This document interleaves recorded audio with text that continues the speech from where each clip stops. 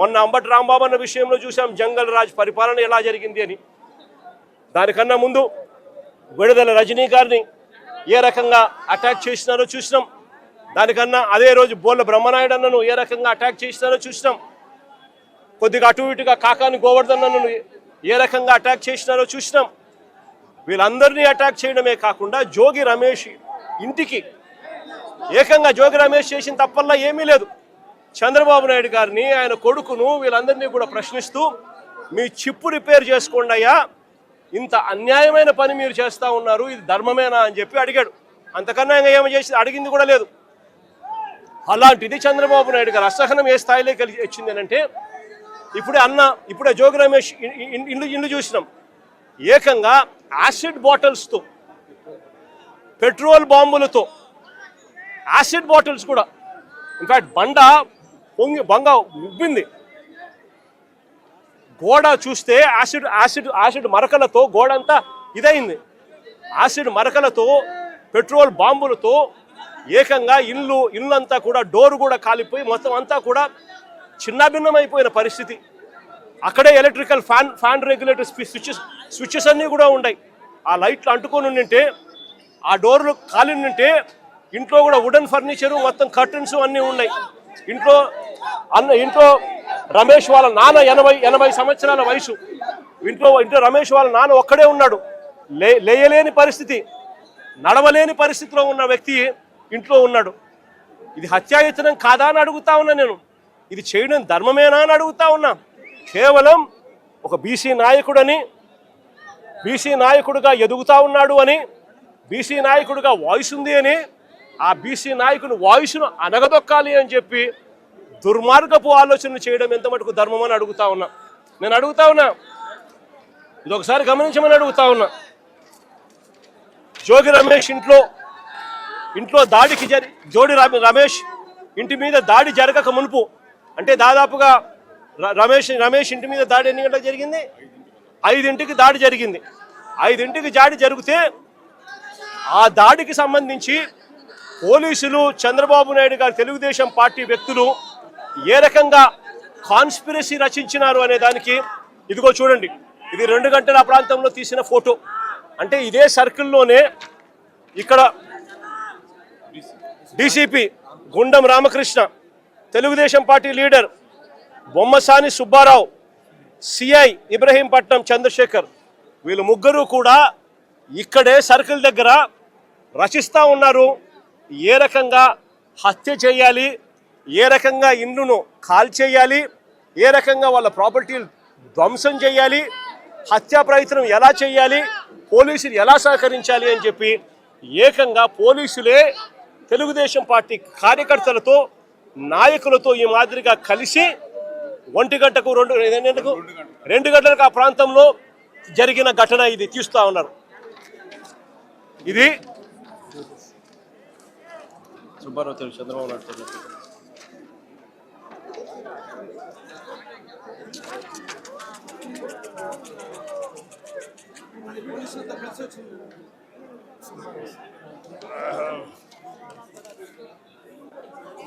Confuse అవుతున్నావు, నన్ను confuse చేయి.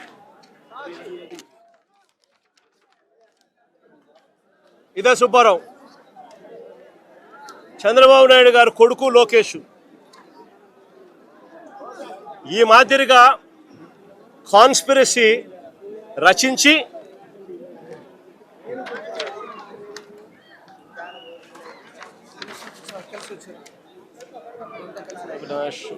అజోగికి ఇచ్చిన అవినాష్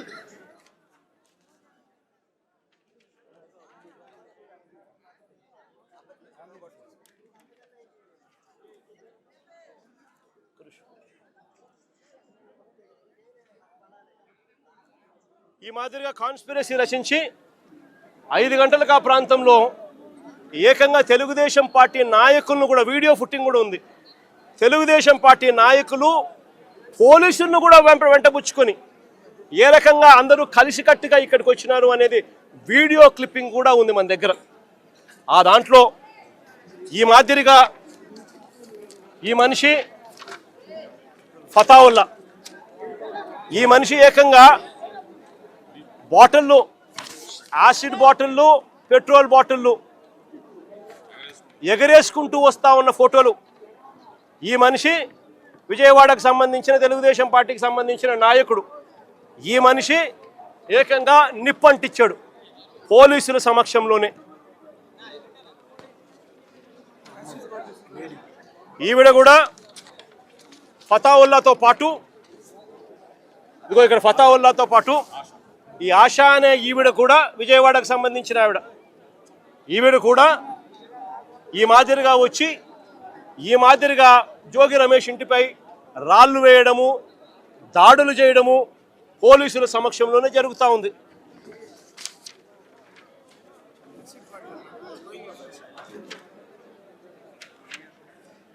ఇదిగో ఫతావుల్లా విసిరేస్తా ఉన్న బాటలు.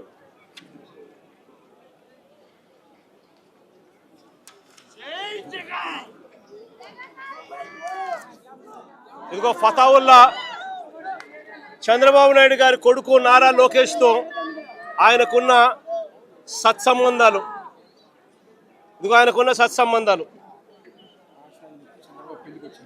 ఇదిగో ఆశ వాళ్ళ అమ్మాయి పెళ్లికి కూడా చంద్రబాబు నాయుడు వచ్చిన ఫోటోలు.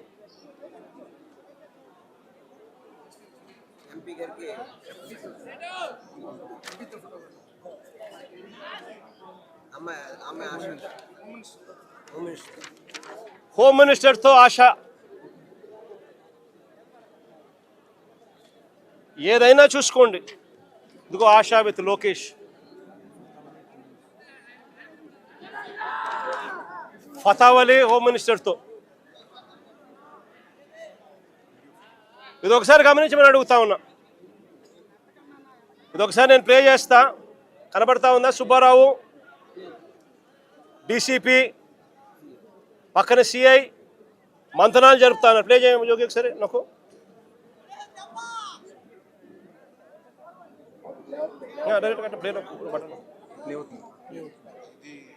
పోలీసులతోనే, పోలీసుల సమక్షంలోనే పోలీసులతో కలిసి వస్తా ఉన్న ఫోటోలు. పోలీసులతో వస్తా ఉన్న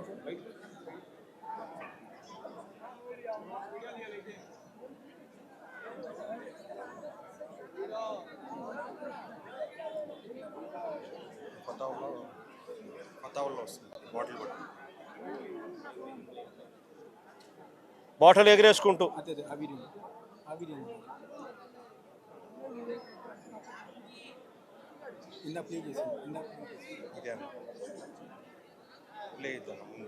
పోలీసులు వస్తుంది.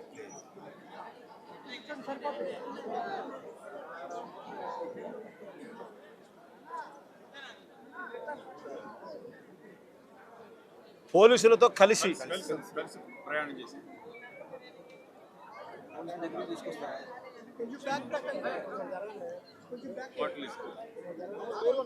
పోలీసులు ఏకంగా కలిసి, పోలీసులతో కలిసి వీళ్ళు రావడము, వీడియో క్లిప్పింగ్తో సహా బాటిల్ ఇసిరేసి కొట్టడం.